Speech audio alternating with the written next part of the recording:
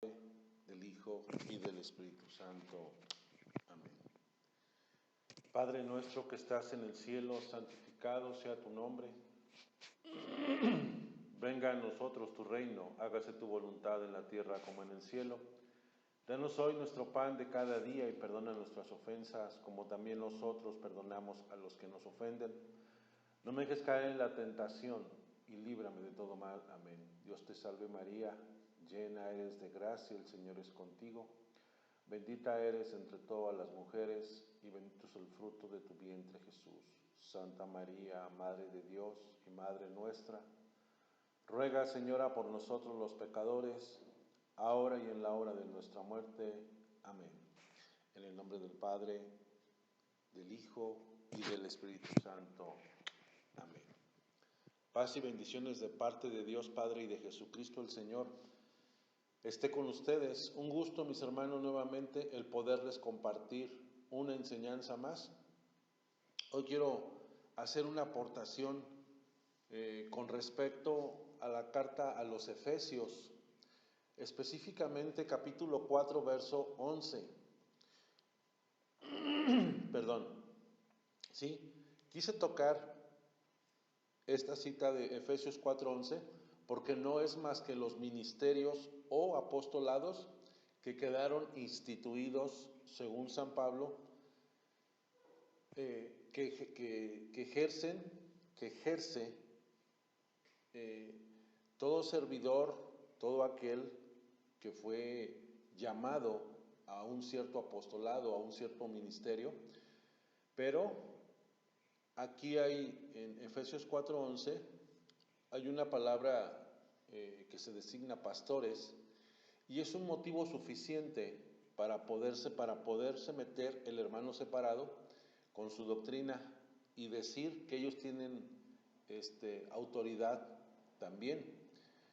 No debemos de reconocer que hay libertad de culto, sí, pero hay un abismo muy grande en lo que es libertad de culto a lo que es la Iglesia Católica, y lo que la Iglesia Católica enseñó, y lo que la Iglesia Católica, o que nuestro Señor Jesucristo dejó a través de sus apóstoles. Por eso yo quise hoy darme un tiempo y hablar con respecto a la explicación de Efesios 4:11. Pero voy a leer Efesios 4:11 desde el versículo 4 para poder entender siempre el contexto o el capítulo. Siempre hay que irse al contexto. Es decir, si voy a leer Efesios, si la explicación es de Efesios 4:11, me quiero remitir hacia Efesios 4:4 para poder comprender y entender y poder reforzar más esta enseñanza de Efesios 4:11. Por eso hago hincapié de que siempre hay que irse al contexto, ya sea la parte de abajo o parte de arriba, según de lo que se esté hablando, ¿sí? Y voy a dar cita aquí, Efesios 4:11, que dice, 4:4, perdón. Dice, un solo cuerpo y un mismo espíritu, pues ustedes han sido llamados a una misma vocación y una misma esperanza, un solo Señor, una sola fe, un solo bautismo. Aquí me voy a detener tantito en esto, Efesios 4:5, nada más. Un solo Señor, una sola fe, un solo bautismo, ¿sí? Un solo Señor, uno solo. El querer de nuestro Señor siempre ha sido mantener la unidad. Mantener la unidad, y no voy a dar cita bíblica aquí, aunque yo la sepa, que es Juan 17:20-21, dice que todos sean uno, Padre, como tú estás en mí, para que el mundo crea que tú me has enviado, ¿sí? Entonces, es importante que desde Juan 17:20-21, que el querer de Dios, llámese primera, segunda o ambas personas, ambas divinas personas, ese fue el querer desde un principio, ¿sí? Entonces, aquí cuando San Pablo nos dice una sola fe, un solo bautismo y un solo Señor, se refiere a esa unificación, ¿sí? También, un solo bautismo, uno solo, porque el que es cristiano y aunque se haga converso al catolicismo, si ya fue bautizado, no tiene por qué bautizarse, pero si es testigo de Jehová o mormón, que su bautismo no es válido al destrozar la Santísima Trinidad, por eso ese bautismo no es válido y tendría que, si es un converso al catolicismo, sí tendría que bautizarse. Por eso es que yo hago hincapié en Efesios 4:5, a eso me refiero, ¿sí? Ahora sigo adelante, que dice, un solo Dios y Padre de todos, que está por encima de todo, lo penetra todo y está en todo. Cada uno de ustedes ha recibido su talento. Aquí ya empieza a hablar de los ministerios. Y Cristo es quien fijó la medida de sus dones para cada uno. Pues se dijo, subió a las alturas, llevó cautivos y dio sus dones a los hombres. Esto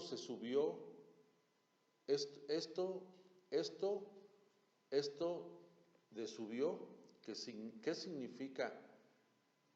Sino que bajó al mundo inferior. El mismo que bajó subió después por encima de todos los cielos para llenarlo todo. Y dio sus dones, aquí se refiere a Cristo, claro.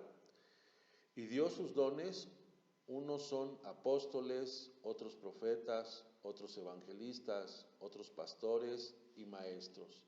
Palabra de Dios.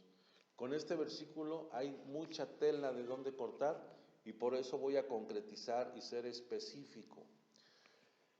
Aquí hay que entender una situación. Cuando San Pablo escribe sus 14 cartas, ¿sí? Es un San Pablo convertido al cristianismo, pero un cristianismo católico. O sea, aclaro, porque dicen, es un San Pablo convertido al cristianismo.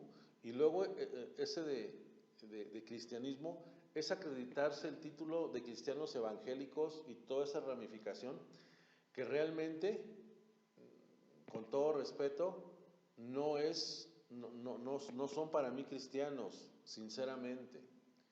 Alguien que niega una fe verdadera o un dogma, negar la presencia en la Eucaristía, que no sea válido en ellos los sacramentos, el sacramento de la reconciliación, que la verdad, disculpen el título que se acreditan o que se achacaron ellos en cristianos.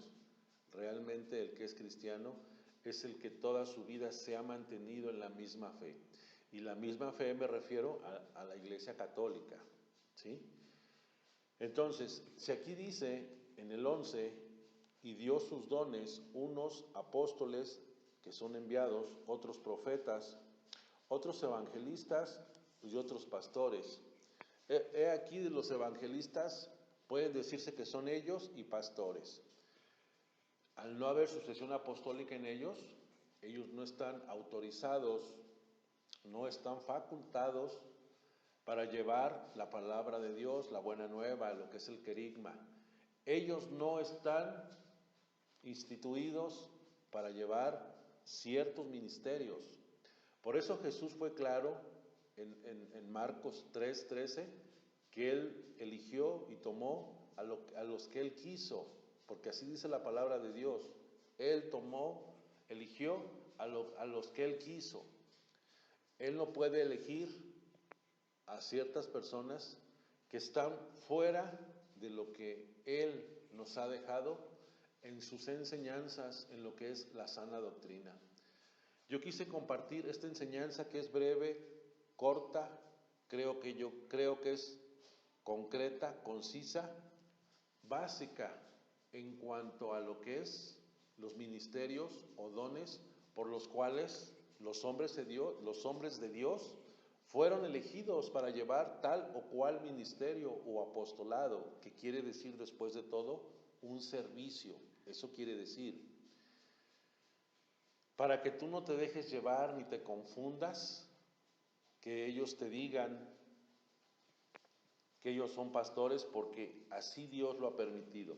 Eso no es correcto. En ellos, me refiero a todos los hermanos separados o protestantes, tienen historia, no bíblica. Tienen una historia, ¿sí? Pero hace 300 años que nacieron. Esto no es aplicable, Efesios 4:11, no es aplicable para ninguno de todos ellos, porque no pertenecen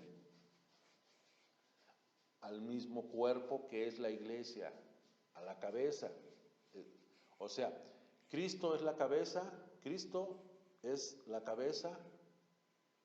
y su cuerpo es la iglesia, ¿sí? Entonces, toda aquella persona que está fuera de la iglesia no puede llevar a cabo esto o darse ese título. Vuelvo a repetir, una cosa es libertad de culto, que lo pueden hacer, pero con autorización de los hombres. Aquí, en cuanto a la Iglesia Católica, hay una sucesión apostólica que no es más que la imposición de manos, que eso se da desde el Antiguo Testamento. Moisés le impuso las manos a Josué en Deuteronomio 34:7. Entonces, pues eso es incorrecto en ellos, pero yo lo comparto para que ustedes sepan y sepamos distinguir cuál es la verdadera enseñanza, cuál es la sana doctrina a la cual nosotros estamos sujetos a estas enseñanzas. Que el Señor nos siga bendiciendo a todos hoy, en esta noche, en el nombre del Padre, del Hijo y del Espíritu Santo.